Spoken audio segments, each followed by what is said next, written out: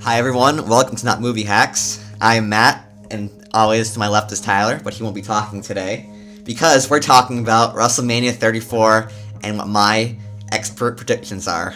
As in expert predictions, I mean I go on r/squared circle once a day. Nice joke. Thank you. So I don't know the order of these matches yet.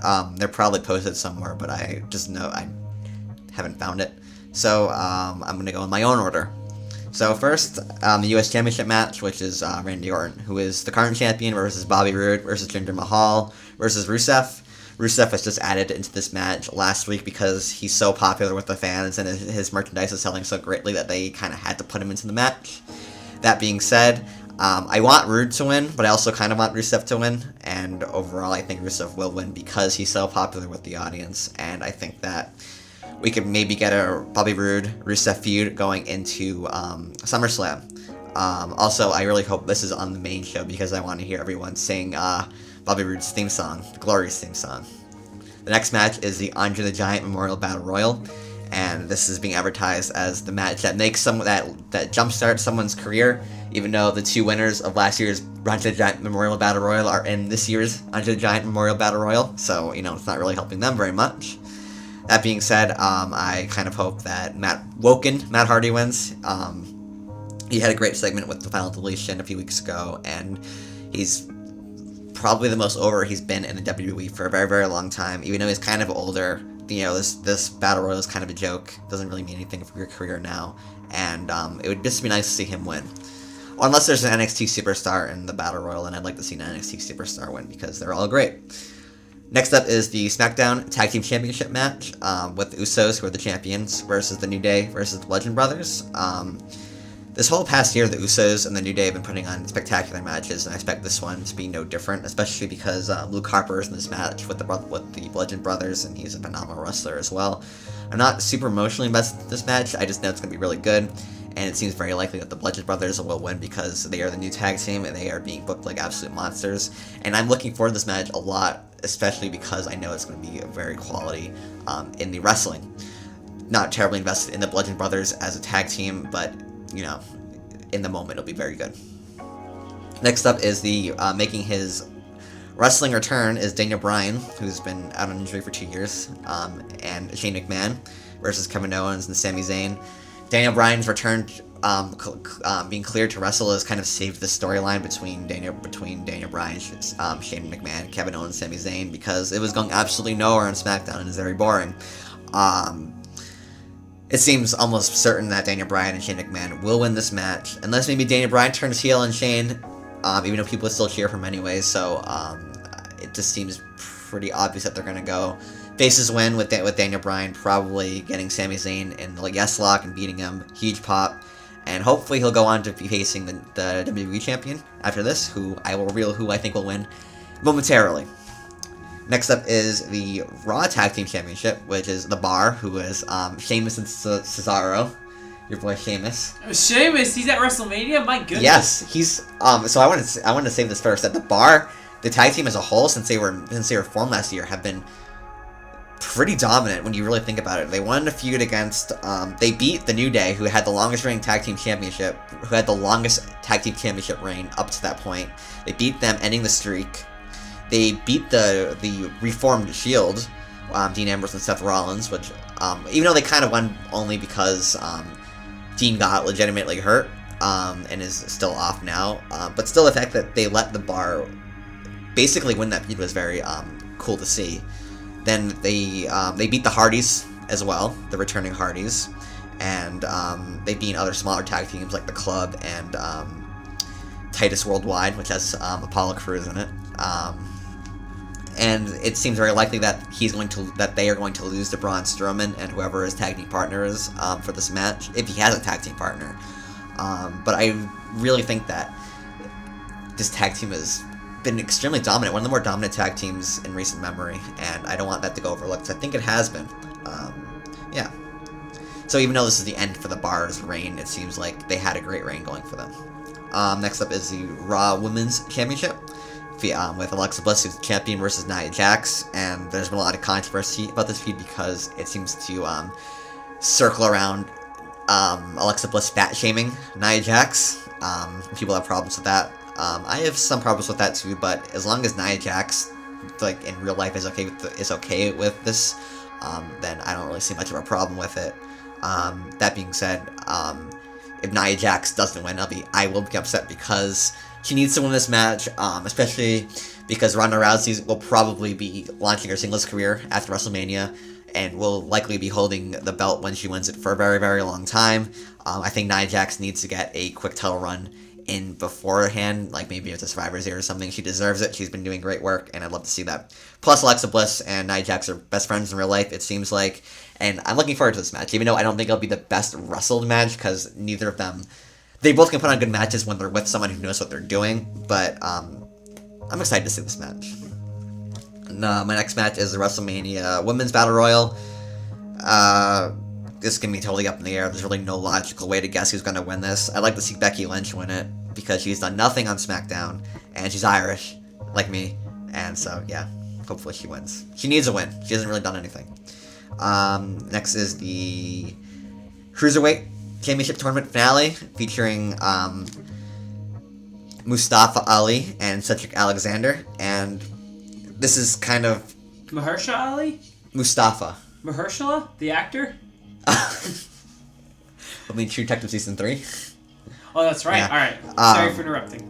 This is all, like, on the back of the Enzo Amore being fired for being... So interestingly enough, Enzo Amore wasn't fired for the rape allegations, he was fired for not telling WWE about them. WWE wants to remain... Yeah. That's a little iffy. So, when he had to relinquish the title, and it seemed like this is around the Royal Rumble, and it seemed like he was in a feud with Cedric Alexander, and it seemed like a sure thing that he was going to beat Enzo and be the next Cruiserweight champion. That didn't happen. He had to relinquish the title. Basically relaunched 205 Live for the better, in my opinion. Triple H took over Vince McMahon because now he's working with the XFL. So Triple H is the lead of the creative on 205 Live now, and they launched another tournament, which has been amazing. It's been my favorite hour of wrestling every week. There's been at least one utterly fantastic match once a week, and I can't think of two people who deserve it more to be able to go to WrestleMania than Cedric Alexander and Mustafa Ali. Even though Cedric Alexander kind of deserves the title, I'm really pushing for Mustafa Ali because he's been doing really great promo work outside of the WWE ring. So good, such good work that WWE has been airing them during 205 Live because they're really, really great. And also his message, Mustafa Ali started off as like a foreign heel, like a Middle Eastern foreign heel kind of character, but then they turned him face. In the real life, Mustafa Ali seems to be actively working against, well, storyline wise and in real life, he's actively trying to like disprove stereotypes. He lives in Chicago, and he said he felt a lot of like racial tensions because of the fact that he's Middle Eastern, so he joined the police. He was a legitimate police officer for a very long time while he was wrestling before WWE, all in the name of breaking these stereotypes, and you can see it again here in the WWE. He, as well as Cedric Alexander, putting on fantastic matches, but I really think that Mustafa Ali should win. He is by far the most over. During the live shows, 205 Live, people chant his name, and in a crowd that's usually dead after watching SmackDown. So yeah, hopefully Mustafa Ali wins. Hopefully this will be on the main show, not on the pre-show. I'm a little worried it will be on the pre-show, but these two people deserve to be on the main show, WrestleMania. They can give them 15 minutes to blow the roof off the place, and it'd be great. Are they gonna kill everyone when they blow the roof off the place? Oh, there's no roof. There's no roof at the stadium. Oh my god, that doesn't make any sense. So they'll blow the sky off the place. They're gonna kill the world. Yes, they'll kill the world, and it'd be totally great. So yeah, I'm very, very much looking forward to this match. Coming towards the end of this, we have the Intercontinental Championship match with The Miz, who's the champion, Finn Balor, and Seth Rollins. I'm not emotionally invested in this match very much, but we have three of the greatest wrestlers working today, and it's going to be utterly fantastic to watch. So, that being said, I think that Finn Balor should win. Finn Balor, the Demon King, should win. The Miz has had the title for a while, and it's nice. It'd be nice to see Finn Balor get some credit, especially because he got hurt after winning the Universal Championship 2 years ago, and then couldn't actually defend it at all. He needs to win. The last women's match is Asuka versus Charlotte for the SmackDown Women's Championship. Asuka has her streak on the line, obviously, because she's been undefeated since she signed to NXT. And Charlotte is probably the most dominantly booked women's wrestler working in the WWE right now. One of my favorite matches of last year was the Asuka versus Ember Moon match at one of the NXT takeovers. Men and women, including, that match was phenomenal. It was enthralling and it was great. It was a great way for to end Asuka's NXT career before she went to WWE. Also, in 2016 with the Charlotte Sasha Banks feud, again, many great matches. This match could honestly be the best match of the night. What match? Asuka versus Charlotte. Oh. And I think if this match is amazing, this could jumpstart a possible women's main event at WrestleMania in the next few years, which I know that they're thinking about doing. Honestly, this match could beat any of the other match. Like, if this match was the best match of any of the other matches on this card, which is a very stacked card. This is one of the best WrestleManias I've seen for a very long time. If this match was the best match on the card, I would be not surprised at all. Asuka's gonna win. Asuka is bound to win. They're not gonna break the streak now. She's gonna have a very long title reign for the SmackDown. And I am very excited to see what happens. Next up is the Ronda Rousey and Kurt Angle versus Triple H and Stephanie McMahon match. WWE has done a very good job introducing Ronda Rousey, because it could have easily gone horribly and have the crowd turn on her, because she's a UFC fighter who's kind of been given a WWE, like a huge WWE spot because of her career and her popularity. I feel like the build-up has been very good for this. We're gonna finally see Triple H and Kurt Angle in the ring for the first time in probably over 10 years. This isn't gonna be a wrestling clinic by any means, but it'll at least be entertaining, and it'll probably end with Ronda Rousey getting Stephanie McMahon in an armbar, forcing her to tap. I'm very excited for this match. It might be kind of schlocky, but I'm okay with that. We need some schlock. We have so many great pure wrestling matches on this card that, if this match is goofy, I'll be totally fine with it. Next we have, although it's not confirmed, Cena vs. Undertaker. This has been weird, to say the least. And the good thing about it is that it seems like Cena's very passionate about this. He seems like he really wants to do this match. And although I don't really have faith in Undertaker's ability to wrestle anymore, I think Cena can probably take him through a pretty good match. And we've even seen this match for a long time. I keep saying very a lot. I don't know why. I don't ever say that. But it'll be good, I think. At least they'll have a good story, and it'd just be cool to see these two legends battle it out. This will hopefully be Undertaker's last match, and even though last year probably should have been his last match. What we're gonna do, and we'll see. Next up is my most anticipated match, because I'm a New Japan fan. That's AJ Styles versus Shinsuke Nakamura. They had a absolute barn burner at Wrestle Kingdom a few years ago, and this match will hopefully be even better if they give the time it deserves. If they tell them to use whatever they can, they don't restrict them in their moves. This has been kind of an awkwardly booked match, awkwardly booked feud, because they're not really in a feud. They're just kind of I'm okay with just two guys wanting to compete, but this was really put on the back burner for a long time until the past few weeks, where it finally was given the spotlight it deserves.